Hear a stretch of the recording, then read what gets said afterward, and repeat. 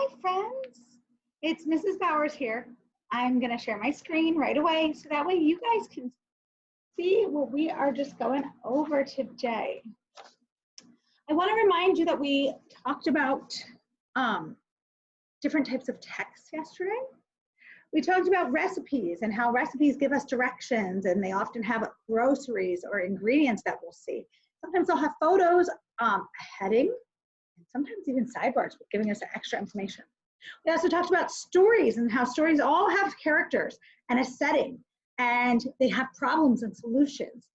And we read lots of stories every day in kindergarten. We also talked about poems or poetry, and that's what we're going to be focusing on today.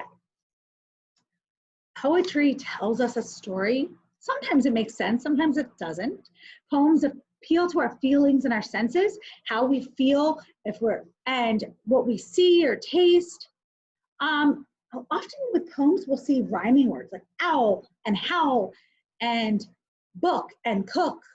There's usually a rhythm with most poems. You'll hear a beat. When you read a poem, there's a beat to follow. There's often words that repeat themselves, like terrific, terrific, terrific. Sometimes we see onomatopoeias or sound words. We love that word onomatopoeia, like splash, splash, or bang, bang. Those are onomatopoeias. Sometimes with poems, we'll see alliteration, like silly Sally smells soup. All of those words start with the letter S. Friends, I have a new poem for us. It's called The Owl and the Pussycat. I'm going to read it, and I'm going to point to the first word of each line as I read, because this text is a little bit harder, and I don't want to slow myself down by using my finger under each word. The owl and the pussycat went to sea in a beautiful pea green boat.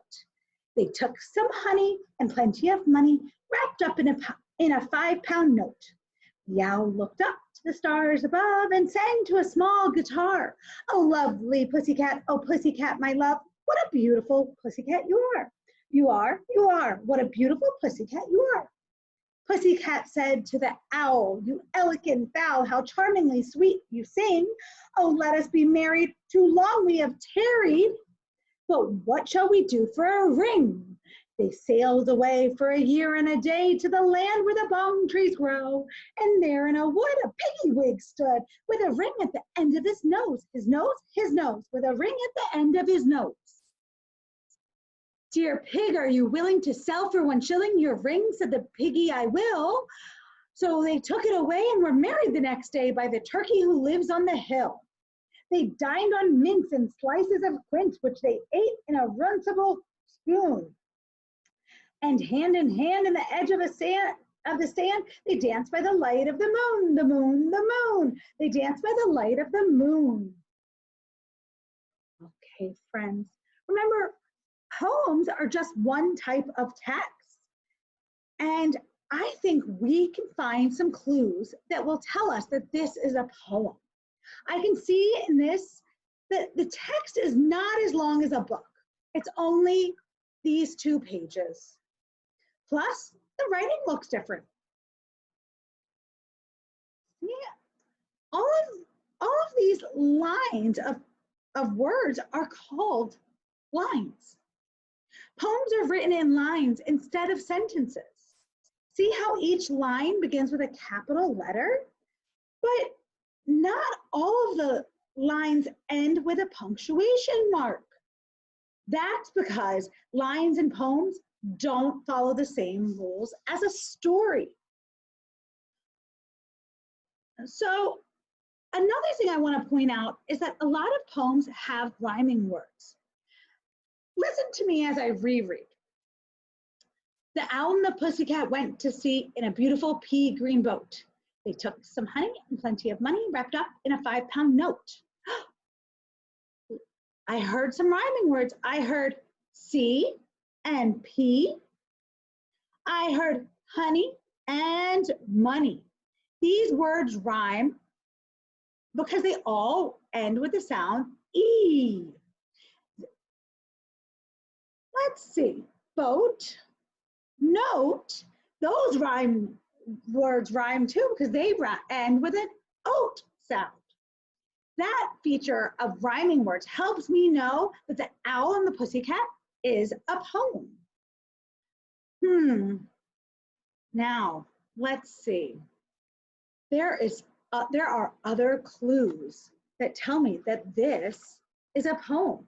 One of the other things we talked about was how poems have a rhythm. Listen as I reread and see if you can hear the rhythm in the words. The rhythm is kind of like the beat. The owl and the pussycat went to sea in a beautiful pea green boat. They took some honey and plenty of money wrapped up in a 5-pound note. The owl looked up to the stars above and sang to a small guitar. Oh, lovely pussycat, oh, pussycat, my love, what a beautiful pussycat you are, you are, you are, what a beautiful pussycat you are. There's a beat to the sounds. It kind of has a rhythm. The last thing I noticed that makes me tell it's a poem is that it has repetition. I can see what a beautiful pussycat you are, you are, you are. What a beautiful pussycat you are. In a story, we might not speak like that. You might not see the words repeated like that. And in real life, we don't talk with repetition like that. So that tells me that this is a poem. Okay, friends, can you tell that The Owl and the Pussycat is a poem? Tell me one way you know that this is a poem. Did you say that there are rhyming words? Did you say that there's a rhythm? Did you say there's repetition? Did you say that the words are written in lines? Or even it's shorter than a story? All of those are reasons that tell me that this is a poem. Great job, readers. So today, when you are reading at your independent time or listening to a story that an adult is reading to you, I want you to be looking for clues. Are you listening or reading a poem? Maybe you are. Maybe you can ask your mom or dad to help you find a book or even some poems and read them together. Okay, friends, off you go, readers.